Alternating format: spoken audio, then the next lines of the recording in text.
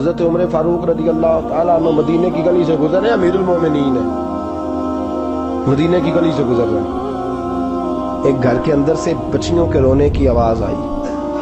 بچیاں رو رہی ہیں، اور بچی اپنی ماں سے کیا کہتی ہے؟ کہتی ہے اماں ابو بکر تو اب انتقال کر گئے، حضرت عمر کا پہلے دن ہے خلافت کا، اب ہمارا کیا بنے گا؟ ابو بکر تو وصال کر گئے۔ حضرت عمر فاروق رضی اللہ تعالیٰ عنہ نے رونے کی آواز سے بھی دروازے کو دستک دی کہ بیٹو کیا بات ہے؟ تو بچیاں کہنے لگیں عمر ہمارے ابا جی ہماری 10-15 بکریاں ہیں، تو ہمارے والد صاحب ان کا دودھ دھو کے بیچا کرتے تھے، گزارا ہو جاتا تھا۔ جس دن ابا جی فوت ہوئے تو اس دن سے لے کر ابو بکر صدیق روز عصر کے بعد آیا کرتے تھے، ہماری بکریوں کا دودھ دھو کے دیتے تھے، کچھ ہم پیتی تھی، کچھ بیچ لیتی تھی، گزارا چلتا تھا۔ جس دن ابو بکر صدیق خلیفہ بنے تو ہم نے جا کے کہا ابو بکر اب کون دودھ دھوئے گا؟ تو سیدنا صدیق اکبر رضی اللہ تعالیٰ عنہ نے فرمایا بیٹے پہلے تو میں مرضی سے خدمت کرتا تھا، اب تو مصطفیٰ کی امت کی نوکری میری ڈیوٹی بن گئی ہے، تو میں آؤں گا۔ بچیاں رو رہی ہیں، حضرت عمر کو بتاتی ہیں، کہتی ہیں اب ابو بکر چلے گئے ہیں تو ہم پریشان ہیں، یتیم ہیں، لوارث ہیں، بھائی کوئی نہیں،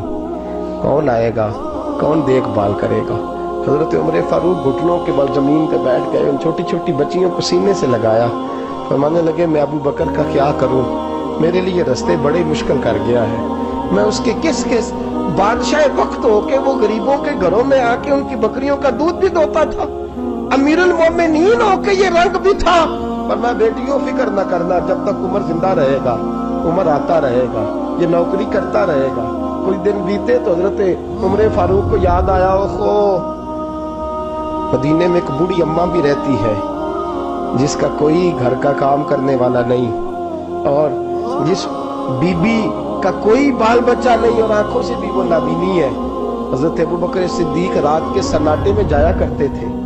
اس کے گھر میں جھاڑو دیتے تھے، یہ بادشاہ ہے، اس کی فقیری کا رنگ دیکھو، اس کو کنویں سے پانی بھر کے لا کے دیتے تھے، اور یہ لفظ آپ سنیں گے تو حیران ہو جائیں گے۔ اس بوڑھی اماں کے لیے نا ایک کونے میں گھر میں دور باہر شیر میں ایک جگہ کھود دی تھی جہاں وہ بی بی پخانہ اور پیشاب کرتی تھی۔ امیر المومنین حضرت ابو بکر صدیق رات کو جاتے تھے اور اس کا وہ پخانہ وہاں سے اٹھا کے باہر پھینک کے آیا کرتے تھے۔ اس عورت نے پیغام بھیجا کہ عمر سے کہو میری بھی ڈیوٹیاں تو نے سر انجام دینی ہے۔ عمر فاروق ساری رات کام کرتے، سناٹا گہرا ہوتا تو جھاڑو دبایا ہے بغل میں، اور عمر فاروق نکلے ہوئے، اس بی بی کے گھر میں جھاڑو دیا جا رہا ہے۔ حضرت انس بن مالک فرماتے ہیں میں نے آخری عمر میں بھی اس بوڑھے عمر کو دیکھا ہے، اس بڑھاپے میں بھی میں نے اس شخص کو دیکھا ہے کہ جب وجود کمزور ہو گیا، داڑھی سفید ہو گئی، پھر بھی اس کا انداز نہیں بدلا، اس نے ساری زندگی بادشاہی میں فقیری کر کے گزار دی، یہ پھر بھی کسی کے گھر